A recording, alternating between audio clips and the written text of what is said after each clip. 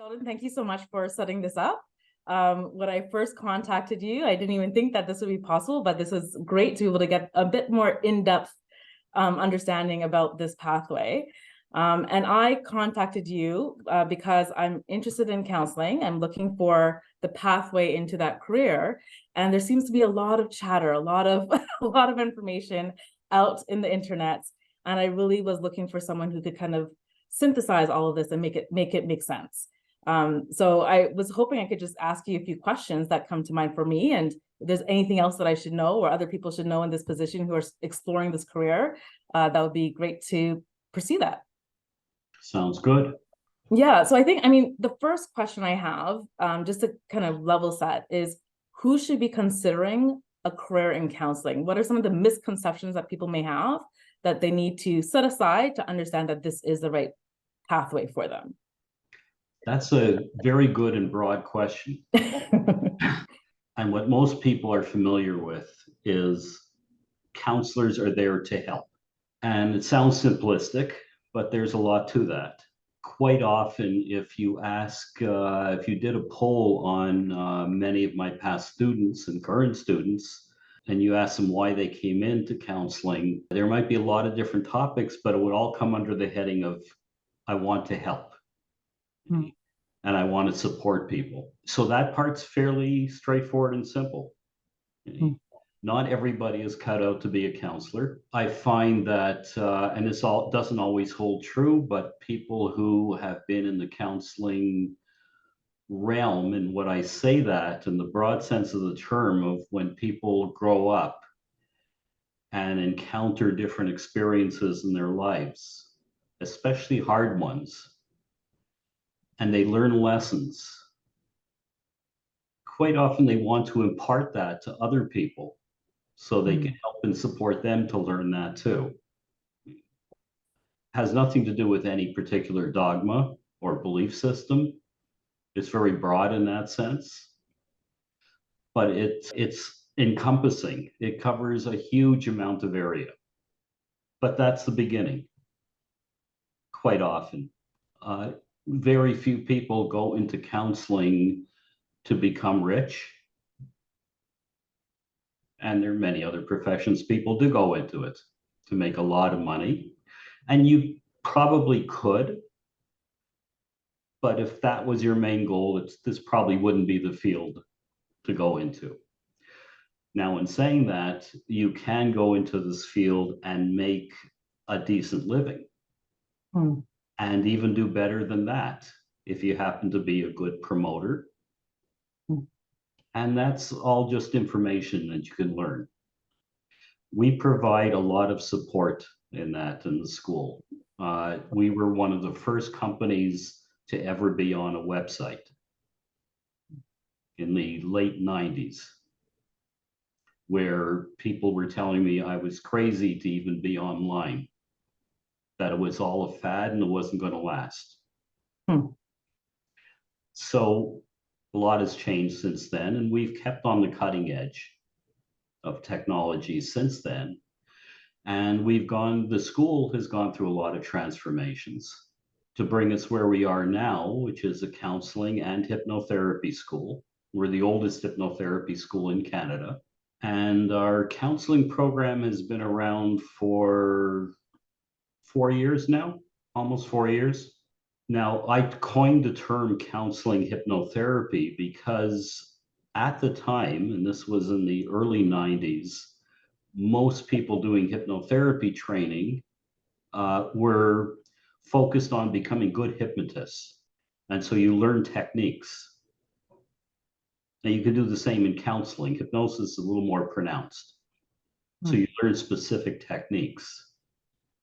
And you might get really good at those techniques, but you know nothing about counseling. As Milton Erickson put it, very famous hypnotherapist, multi-level communication. Okay? You're communicating on multiple levels. Verbally, through feeling, through gestures, through awareness, through just being.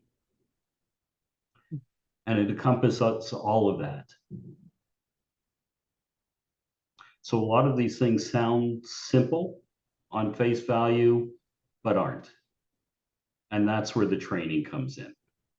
So what I've heard and what I've kind of read from your website is that the hypnotherapy part is really around how do you embed that into that counseling practice. So it's really meaningful for people, not just pulling out tricks of the trade, but actually making it part of how you support people in growing.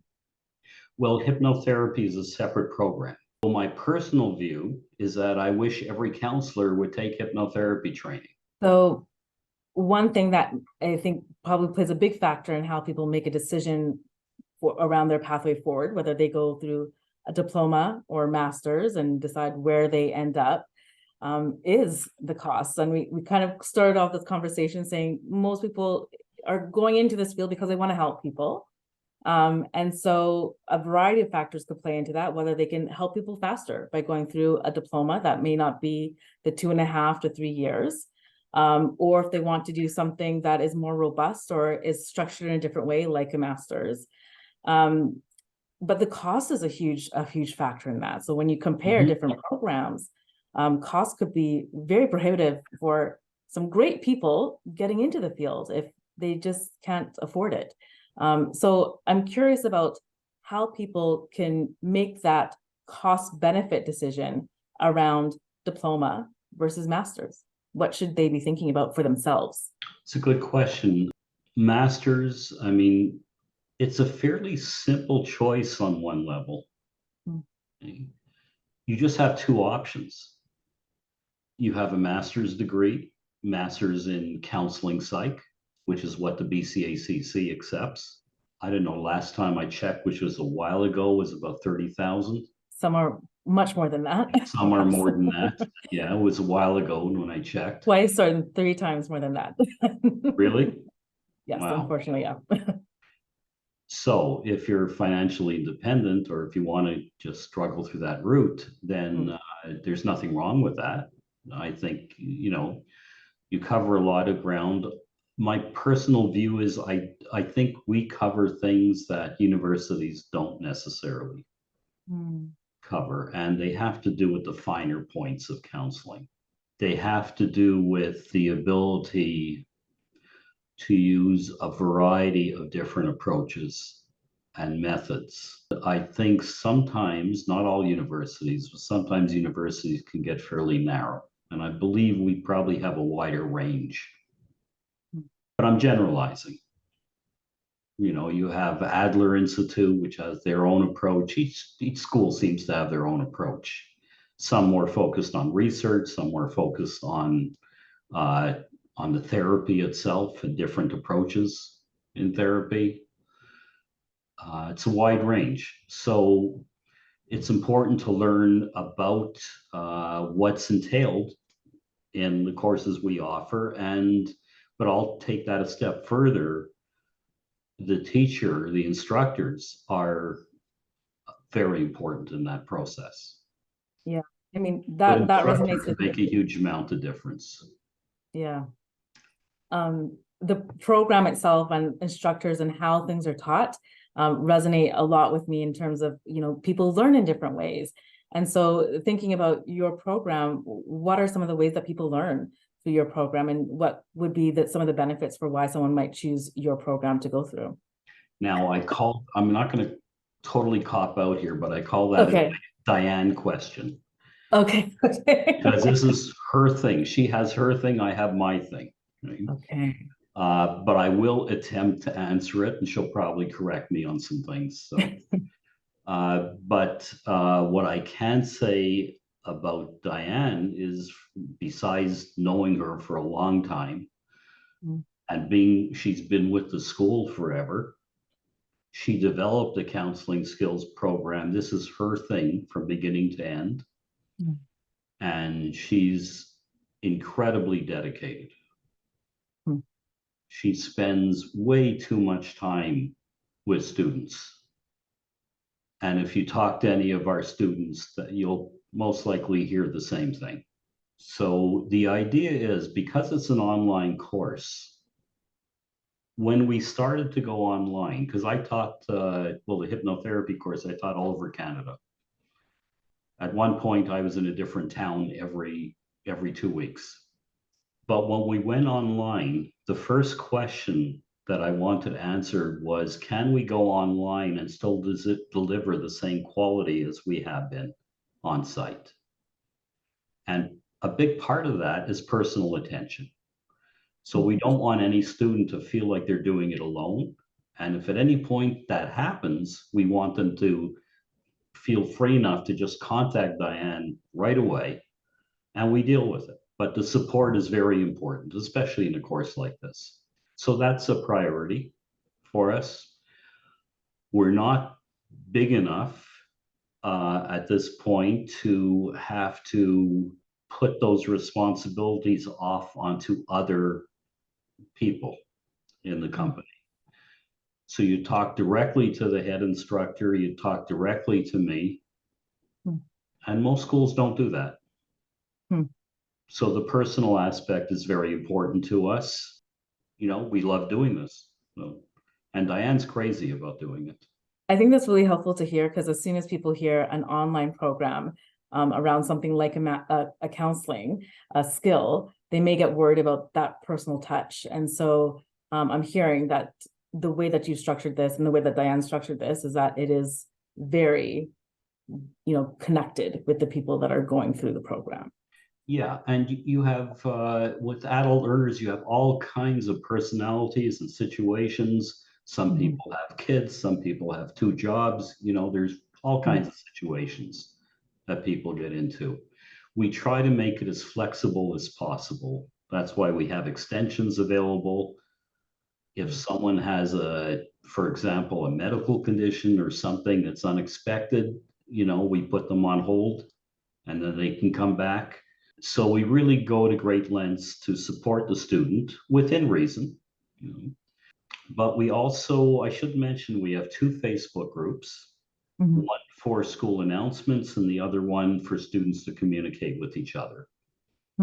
That's when you do your supervision. That's what you do. You get onto that group and you post and you find people to work with and they find you. And we encourage study groups. So we encourage that communication between students as well. You mentioned, having that actual practice, so being able to do sessions. And so my understanding, and please correct me if I'm wrong, is that you may need to have a certain amount of hours for any one of these associations in practice. How does your program support that?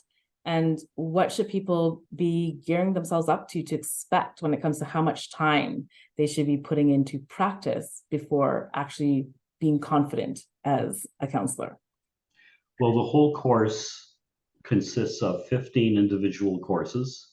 The whole program, rather, consists of 15 individual courses and supervision. Supervision has 2 parts to it. It has 40 hours of live classes occurring 2 hours a month with Diane on Zoom. And that's where you review cases that you're working with. And then you have, I should break that down a bit. The 40 hours consists of approximately 8 hours with Diane and just general connection, and 32 hours of classes, 2 hours per month, twice a month. Now, then there's 200 hours of direct client contact. So that's when you find people to work with. And when you do, you simply make arrangements on Zoom to set up meetings, and they work with you as a client as well. You record your hours online. We use Moodle as a platform. And so you just log into Moodle, you record your hours each week. I should mention, if you include all of the hours for the whole program, you're looking at 770 hours over 8 months, which works out, if you include everything, to 24 hours per week.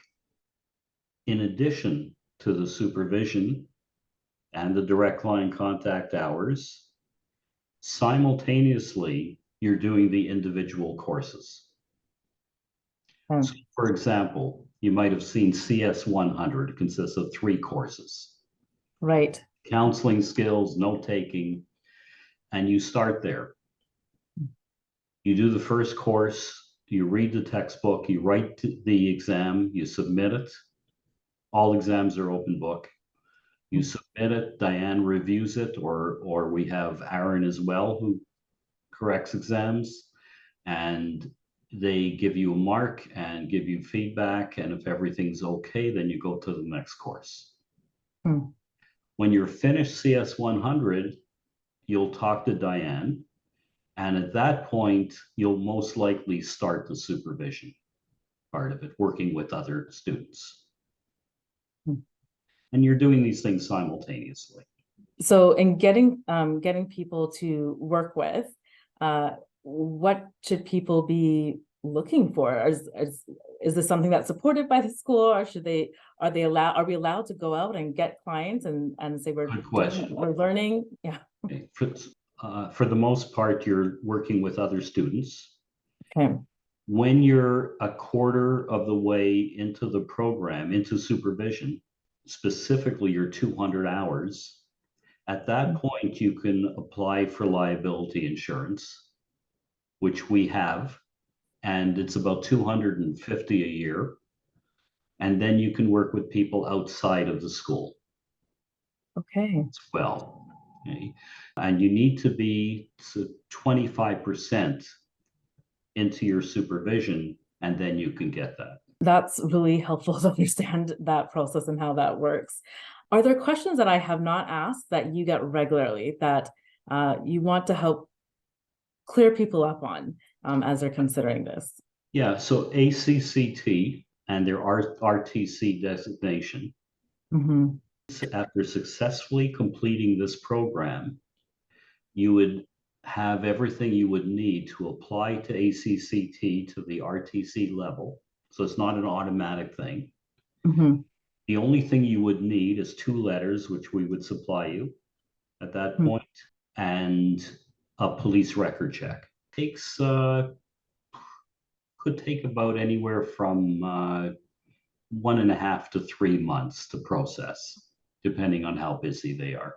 Once someone has the RTC, where can they work? Are they mostly working for themselves, or are there other places that people would be able to work at? And what kinds of work can people expect to come their way? The main focus of this training is to be in private practice.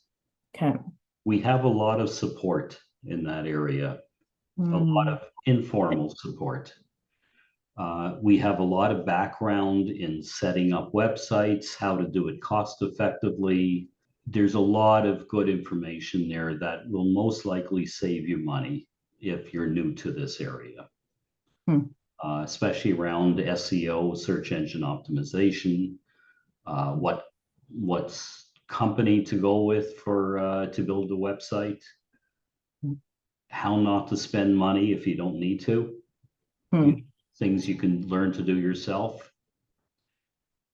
So we share all of that. And how to overall promote yourself.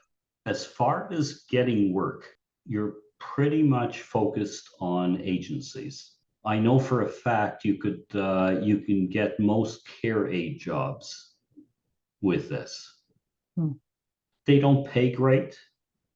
I think their pay is around 22, 23 an hour right now. There's agencies all over Vancouver that will hire you. So that's usually not too difficult, but again, it's a bit of a trade-off. So they don't pay great. You're better off in private practice. Overall, where you're charging, you're probably looking at, depending on where it is, so anywhere from 80 to 100 per hour. Smaller towns, you charge less. Vancouver, you would charge more. I think the very obvious next question, which probably already know the answer to, is this field growing? So if someone is going to go into private practice, is there going to be clients looking for their services in the future?